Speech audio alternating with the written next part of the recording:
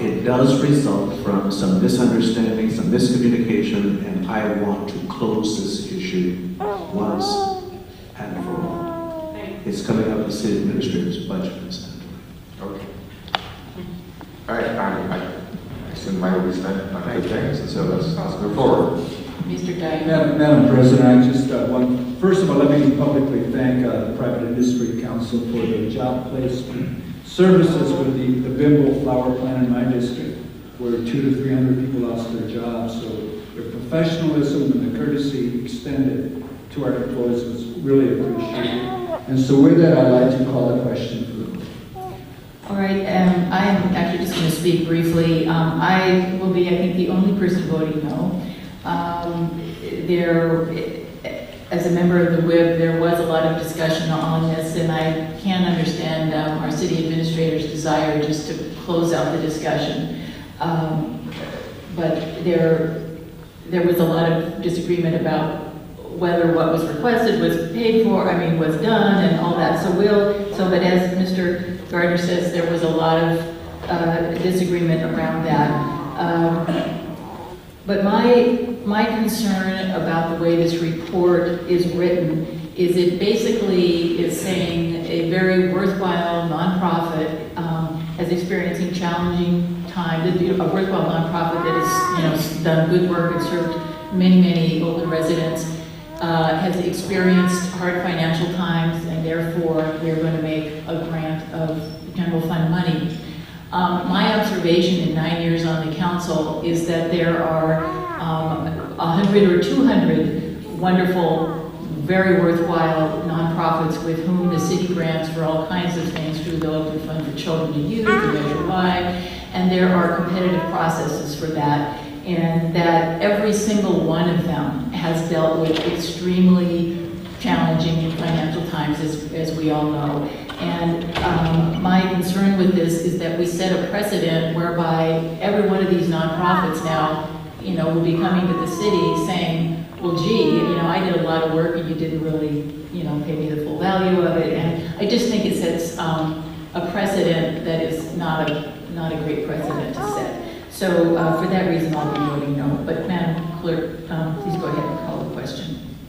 I will, since we're not doing one by one vote. All those in favor of the item, please say aye. Aye. Any abstentions? Any oppositions? So that will be 6 ayes and 1 no. We now move to the first discussion item that is listed on the calendar this evening. It is the fiscal year 2014 to 2015 mid-cycle budget amendments. And Madam Chair, members, I show 47 speaker cards on the other. Okay, well, we are going to start with the presentation from the Budget Director, and then we'll get to our public speakers. Good evening again, Sarah Schlenk, Interim Budget Director. So just as a reminder, this is a continuation of the discussion that we started on June 2nd. In between then and now, we've published 3 batches of questions and responses. I think we've almost gotten to everything that we've gotten from council members. There's maybe a handful at most questions that are outstanding that we'll try and wrap up this week and time for Tuesday. And then we also put in just a very short list of errata in the packet on Friday that you have before you as well. So with that, staff is here from all departments to respond to any questions you might have. Thank you.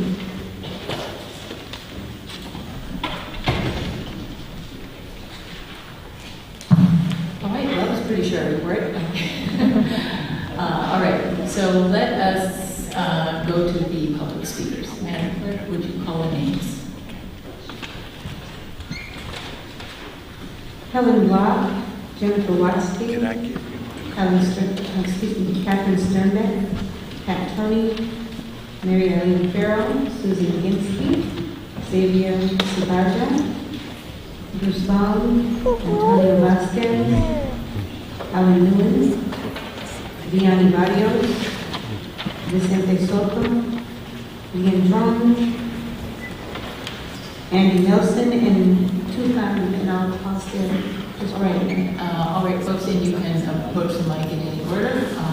Everybody will get 2 minutes. If someone seeks time to use, you get an extra minute for that person, and then that person does not speak. And you get up, so you get a maximum of 5 minutes is for one person. If you have questions about those rules, feel free to ask before you begin speaking. Looks like the library folks are negotiating here over who talks. Good evening, my name is Helen Block, and Mary Farrell and Renee Lottie are ceding time to me this evening. Okay, so 4 minutes for you then? Yes. All right. I've decided to talk to council this evening about public safety and the role that the library plays in that. And my story is a personal one. My journey towards becoming a children's librarian has been a long one. I'm speaking this evening, although I work as a public librarian in Oakland, I'm speaking this evening as an individual. Some of you may be aware of the fact that I'm an attorney, and I used to work as a public defender at both the trial and appellate levels. When I was a public defender, I worked on every kind of case, representing clients accused of everything from drunk and disorderly to capital murder. One of the things that I came to clearly realize was that once a person was part of the criminal justice system, it was too late. I might be able to have the charges or the sentences pending before them reduced. I might even be able to persuade a jury to find my client not guilty. But for the vast majority of people I represented, they were people who had drug or alcohol problems, people who suffered from mental illness, people who had low literacy skills and many combinations thereof, and they were overwhelmingly poor. For these people, regardless of my hard work, it was too late to make a meaningful difference in their lives. How does this relate to the library and my later life choices? I gave up being an attorney so I could make a difference in people's lives. And in a small way, in the past 12 years, I believe I have. While having an adequately staffed police force is important, police alone cannot keep our citizens in Oakland safe. They are just one part of an overall strategy that must invest in our community's public safety. And I believe that the Oakland Public Library is a vital contributor to this strategy. How? Here are just a few of the ways. Libraries are community centers where all are welcome, a place where kids and teens can go after school and stay out of trouble. Libraries are places where computers provide free access to the internet, high-speed broadband, and computer help. In fiscal year 2012-2013, 304,756 computer sessions were recorded at the library. What kind of computer help do people get there? They get help with homework, they get help with job applications, they get help with housing needs, unemployment benefits, and we offer classes to help people who need help learning how to use computers.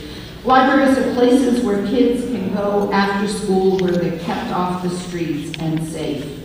We help them succeed in school. We have enrichment programs like the Museum of Children's Art and Gardening. It's a place where kids who are hungry can come for summer lunch. And it's a place where kids who are falling behind during the school year in reading can come and catch up through our summer reading program. And I hit you with lots of statistics about that last year. For teens, the library is a place both for learning leadership skills and learning volunteer skills and giving back to the community. It's also a place of tutoring. For adults, it's a community center where all are welcome. We have a series of job workshops. Second Start provides literacy skills, and we have other programs like Lawyers in the Library. I ask for your support tonight by voting for Mayor Kwan's budget revision that would add $500,000 to the Measure Q fund. This is a great first step in helping to close the $3 to $4 million budget gap the library faces during the 2015 to 17 budget cycle. Thank you for your support.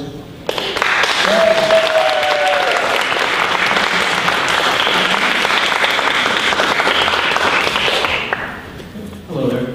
My name is Alan Wynn. I work at Aeration Beauty Supply. And International Limited. This is regarding the BRT transit that's being planned for the city of Oakland. I have 4 full-time employees, 2 part-time employees. Gross sales about $800,000 a year. Gross sales about $800,000 a year. I run a wholesale business supply. My customers, I attract customers from all over the Bay, about 2-hour radius or so.